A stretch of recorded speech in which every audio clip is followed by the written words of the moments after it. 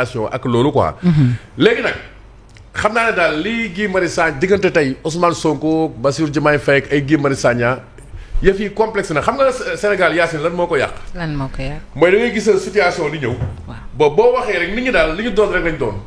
fi ñu xas ba xoolee rek la ñuy xoolee mooy le préétabli quoi bu ñuy juger sénégalais. parce que contexte boobu mënoo leen wax ci Pastef wala ci Ousmane Sonko loo xam ne dinañ leen déglu bu baax a baax a baax parce que maa ngi koy wax barki démb ci émission nu melaan ëtt bii boobu Sen TV la woon laa ko waxee woon janvier 2024 bon ma gis Habib Sy daal bi ma gisee Habib Sy ak ay démarches am j'ai pas été catégorique mais ma ne Habib Sy bii daal ragal naa ne moom mooy plan B wu Ousmane Sonko. waaw à l'époque. xam nga parrainage moom xam nga Macky Sall daf ko créé woon rek mais ñëpp ku nekk lañ ci mën a écarté li écarté li yóbbu mbaana dafa ba ëpp ya li écarté Bougane Gueye Dany mën na écarté ku nekk mais Habib Sy la ñu sécuriser ak ñoom Cheikh Tidiane Dièye ñooñu la ñu sécuriser boo xoolee Bassirou Diomaye Faye sécuriser wuñ ko léegi Yacine ci jamono yooyu lu ko jiitu ay weer man ma gisoon doomu Macky Sall bi def ay démarches ci site bu tudd Sans Limite ma ne doomu Macky Sall mi ngi dox lii dafa may nuru ay dialogue boobu ay côté mois de juillet 2023 la. léegi nga dem ba si yàgg Bassirou Diomaye Faye ne la moom moo woo Amadou Sall pour ñu waxtaan. léegi man dama defe ne ni ma ko jàngatee xam nga lan la ak bu ma dégloo révélation Madiambal Diagne yi bërki démb mu ne avocat Bassirou Diomaye Faye président seet si woon na ko pour mu waxtaan Madiambal Diagne nee na Madiambal rek laay wax. Madiambal Diagne ne ko mën naa wóolu Bassirou Diomaye Faye ci waxtaan mais pas Ousmane Sonko. léegi xam nga lan la kii ban conclusion la mais est-ce que y a pas eu 3 volets de négociation ndax dafa am benn négociation boo xam ne Diomaye la ak Macky benn boo xam ne Macky ak Sonko ak benn boo xam ne loolu Sénégal yi bëri jàpp muy bi nga xam ne A3 bi boobu mu nekk boo xam ne écran de fumée kese la léegi est-ce que Ousmane Sonko donc ci condition yooyu noonu demul benn moment Macky Sall bëgg a def 3e mandat léegi foofu dina soxla Ousmane Sonko pour ñu mën a renvoyer élection yi. boo fàttali ko xam nga doon am lu ñu doon wax naan na ñëpp bokk. na ñëpp bokk. donc bu demee ba nga xam ne Ousmane Sonko mënatul bokk nag la candidature Diomaye imposé wu. fekk ci Ousmane Sonko jàpp na ne lii nii dafa imposé wu ci moom fekk lu ñu waxtaanee lu yàgg la xaw ma ndax ñi ngi saisir li ma bëgg a wax ni quoi complexité parce que c'est un problème très complexe. ci contexte boobu nag la Guy Marius Sagna moom nekkoon na candidat mais candidature am du kon candidature bu sérieuse candidature bu fantaisiste kese la woon candidature bu fantaisiste kese la woon ba pare leneen jaaxal la ba Bassirou Diomaye Faye bi mu faloo rek boo xoolee dafay dox axe boo xam ne bi surtout au plan diplomatique li muy dox bokkut ak li Ousmane Sonko di dox te amoon na benn agenda international bu doon teg pression ci Macky Sall balaa lii lépp di am surtout les occidentaux ak yooyu naa ko organiser élection yi la presse occidentale boo ko fàttalikoo jamono yooyu yëpp xam nga tout ces kii là dafa combinaison yooyu yëpp dafa compliqué yaa may dégg si dafa compliqué il finit fii Bassirou Diomaye Faye moom mooy président de la République du Sénégal. dégg nga à la fin de la journée. léegi poste boobu noonu dafa waat moom dafay respecter la constitution. ak taxaw soxla Sénégalais yi. moom ci loolu lañ koy xaar parce que tey on aurait voulu que débat bi porté ci campagne agricole bi fu ñu ci toll ndax Maba Diagne miy góorgóorlu parce que daaw baaxutoon ndax Maba Diagne miy góorgóorlu waaw wala déet. Serigne Gueye Diop moom le ministre de la désindustrialisation. ndax mi ngi réindustrialiser le Sénégal gisaguñu ko.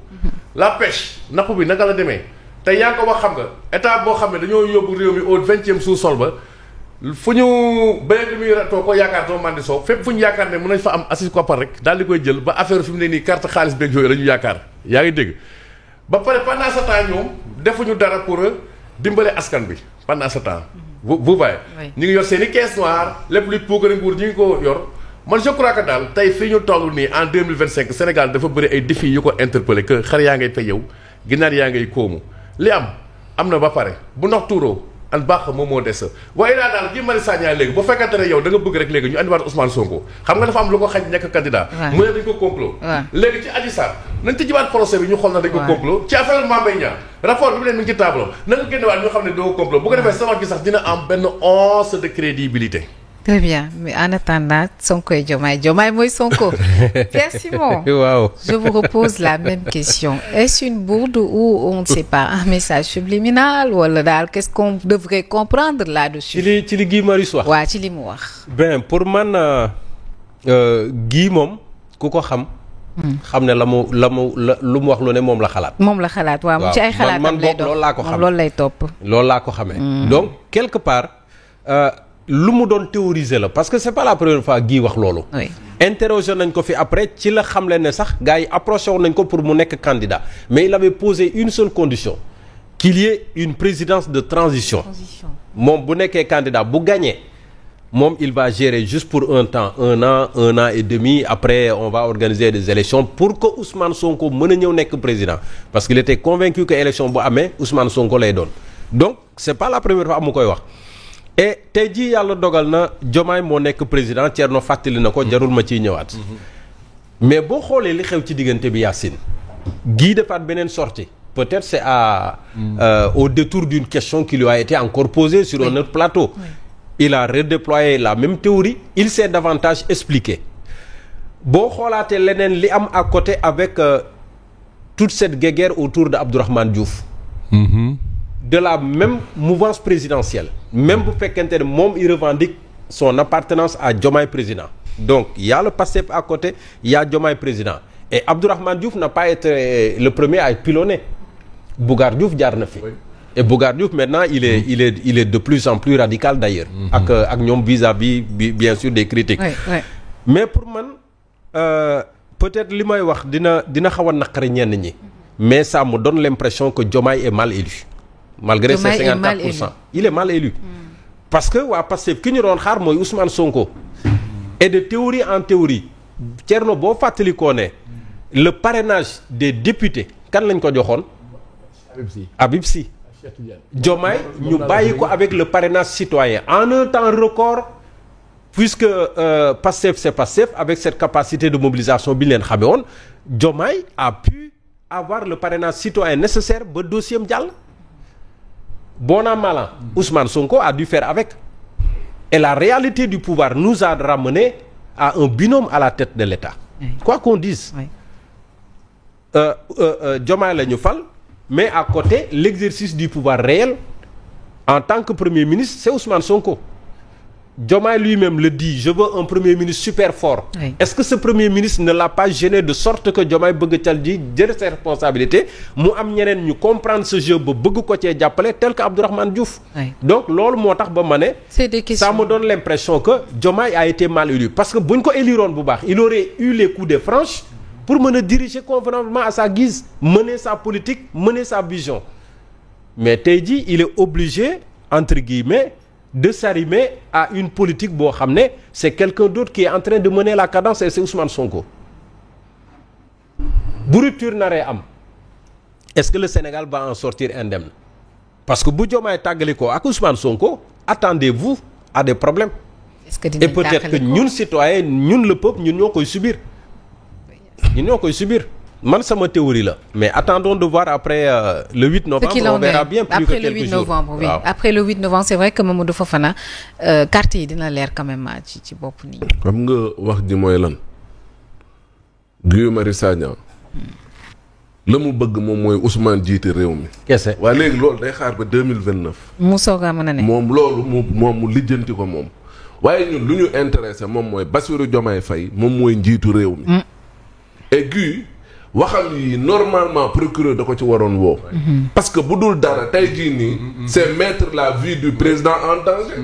mais boo waxee ne waa ji daa waroon nekk président de transition léegi benn dof bu jógee fële jàpp ne way Bassirou dafa war kii nag Ousmane nag ba di ko jéem. mais on le rappelle c'est pas la première fois mu koy wax. mais loolu laa wax. kon donc wax ji dañ ko war a arrêter. c'est vrai Guy Marius Sagna yab na Sénégalais yi. yàpp na nit ñi ay waxam yii muy wax da ko war a arrêter. loolu moom mooy dëgg. c'est vrai parce que tamit mënuñu fal nit ngaan dil boo leen mënti dil ñun suñu yoon newul ci loolu ñun xam nga la moo ñu intéressé un président a été démocratiquement élu. nekk éluruñu nag koo xam ne daf fi nekk pour di la ay woy dama lay jox pouvoir beeg dama la koy paasal. même nii mais comme jël Sénégalais comme ay jouet. ba ngeen naan woy dañuy tëgg ay woy dama bu ma defee 2 ans it dama lay may ñu ut def élection. c'est quoi ça réalité du pouvoir.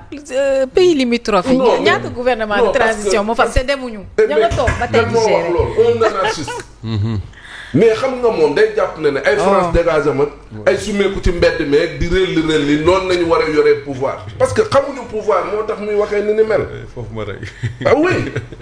mais koo xam ne moom ka taxaw ca table assemblée nationale. réew ca mbedd jàpp nañ ne noonu nañu war a jiitee réew. nguur dafa neex. malheureusement. non léegi nag yow nga ne waa ji président de transition loolu moom la engagé. et wax ji il faut ñu arrêté ko. Guy Marius Sagna dañ ko war a convoquer li muy def lii attentat à la sûreté de l'État la tudd. il faut mu arrêté. beneen bi la ngeen war a toppatoo yéen moom mooy waaye yéen marche opposition bi yéen tiitalu leen yéen. yéen marche boo xamante ne nii plus d'un millier de personnes dem nañ ca marche ba. marche boo xamante ne nii. du woon marche como daal. dama ne la yow marche boo xamante ne nii lii ba muy am ci ñi nga xam ne seen nguur màggat la lay am. Abdoulaye Wade en 2009 la opposition bi ña bañante woon ak ña dóorante woon ay kurpañ ak ña doon bañ a gisante boole seeni doole. 2012 ñu wàccee ko. Macky Sall 2022 nañ gis fii ay yeewoog walloog ñoom seen. ñu boole seeni doole comprendre nga. ñëw wàccee ko waaye yéen 18 mois. yéen Khalifa Sall ak Barthélémy Dias ma xiiroo woon nga barki démb booloo ne. Amadou Ba ak waa APR ya jubóowul woon booloo ne ñi nga xam ne nii sax sa boppam ñi ngi doon rayante barki démb doon noonu ñooñu ñëpp boole nañ seeni doole. mais pour jàkkaarloo ak yéen. yéen ngeen war ko war a minimiser toog fii naa ñu ay président de transition ak nangam ak nangam parce que amoon leen lecture politique te loo leen jàpp lu ne moom mooy réew mi moom Ousmane rek moom moo ko war a jiite li ngeen war a lijjanti moom mooy lii marche yii di dem de plus en plus di drainer de monde opposition bi di booloo di gën a am doole et tey jii nii di gën a taxaw pour jàkkaarloo ak yéen loolu mooy li ngeen war a lijjanti. beneen bi Abdourahmane Diouf moom la mu wax dafa ñeme fa mu jëm. parce que nit da ngay mën a jàng nit nga xam Abdourahmane assurance ga muy waxee Abdourahmane Diouf bu campé sur sa position c'est parce que Abdourahmane Diouf fa mu jëm ñeme na ko te la mu wax loolu la gëm teg ko ci kaw taal bi jàpp na ne président noonu la mën a doxalee keneen ku mu metti nag loolu yow la engagé mais moom la mu gëm moom mooy président te la mu war a jox dox moom mooy jël ay responsabilités taxaw jiite réew mi dajale njaboot gi boole leen ñu nekk benn famille boo xamante ne nii dañuy xàccandoo dóorandoo jàmm mën a sax dakk ci réew mi. mu jeex tàkk te nag naa la xamal leen de. ba fan yii ñu jëm. lu xew fan yi yuuxu dina jóg fuñ ko foogee. Sikko nag da ngay joxe ay kii bàyyi da ngay wax lu leer. ñu mën a comprendre la woon waaw. wooni na ah. te bañ dem ba ci kanam. mais Sonko Diomaye mooy Sonko. après le 8 dina am. tey nag quotidien yi ne nañ aas mooy Diomaye mooy aas. te loolu yëpp bërki de moo njaay Pierre Simon opposition bi mobilisé na de. ah mais bien sûr. ils ont réussi en fait leur pari. bien sûr manifestation bi mujjee mais à une semaine d'intervalle du 8. et le 8 Fabrice mu ngi koy junj sànq. pouvoir bi dafa woote d'un côté l'opposition woote de l'autre mais référendum la woon. et bu boobaa on verra ce qui va se passer. mais pour man moom forcément il y aura un après 8 novembre. et Ousmane Sonko waxoon na ko de xaw ma nag lu ko taxawaat et ma dolli peut-être ci li foofu na doon wax sànq pour 2029. avec une improbable candidature d'Ousmane Sonko. donc ce sera une donne également à prendre en compte. est-ce que nekkuñu di teg mécanisme yi pour mu bokk. non Yacine. man je crois que d'après le 8 on saura quelque chose. nañ def attention ak li ñuy joué gis nga ñun yàlla daf ñoo teral Sénégal. toujours ma ko daan répété fii. boo gisee ñun lu doon critique lu bëri Macky Sall bi ñu gisee Pastef yor yenn démarches yi temps opposition ñu démarqué wu ci loolu. lu mel nii moo taxoon. institutions yi dañ ko war a préserver. bon fii benn certitude moom moo am. Guy Marius Sagna Waly Diouf Bodiang gis nga Diomaye Faye. instrument yi mu yor man ànduma ci c'est-à-dire que fii suñu président de la République mën na nekk Ndongo Ndiaye boo ko saraxul mu tibb ak doyam dafay jël pépp dafa bëri doole. ku mel noonu